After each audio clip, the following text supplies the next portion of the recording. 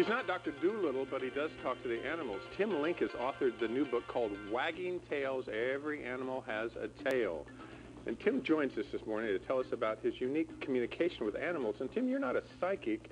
You actually communicate, you say telepathically? Right. So I have a telepathic or a deep connection with the animals. So I'm able to better understand them, get into a deep level, receive information back from them in the form of words, feelings, colors, and emotions, and able to share that back with you so you can build that best relationship with your pet. Tim, you say in your book that most children can do this. If there's an age when children grow up, start using words, and they stop using the gifts that they probably have? Yes. When a child is an infant, it has that connection with its mother and knows how to communicate with the mother long before it has the verbal skills. Unfortunately, by the time we get to be 5, 6 years old, we learn our vocabulary, we learn how to speak like you and I are, right. We forget all this.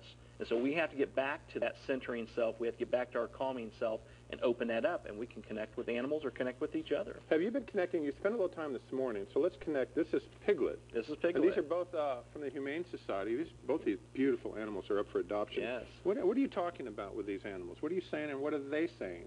Well, they're sharing information with me as far as what's going on. So with Piglet, Piglet is a youngster, obviously full of energy, wanting to find out what's going on, what is it doing here today. And mostly it's just a playful, fun energy for him. So he doesn't really have a whole lot of concerns. He hasn't shared a whole lot. There's not a lot of issues because he hasn't been around long enough. He hasn't been around long enough, and he hasn't been at the shelter very long.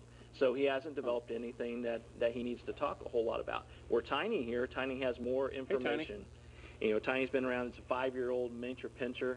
And, Tiny's been around a little bit and is has a little bit of uncertainty about what she's doing here. So I've been spending a lot of time calming her down. And when she first came into the waiting area out front, she was very interested, very hyper, and we spent some time calming her down by just connecting with her and talking to her. Now, Tim, you seem like a normal, reasonable person, but we want to know, are you hearing actual words from animals?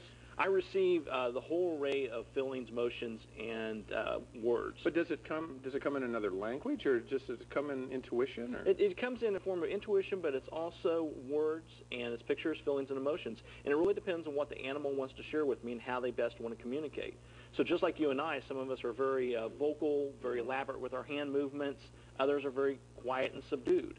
The animals are the same way. Some will choose to give me a few select words and are a little bit more quiet and timid.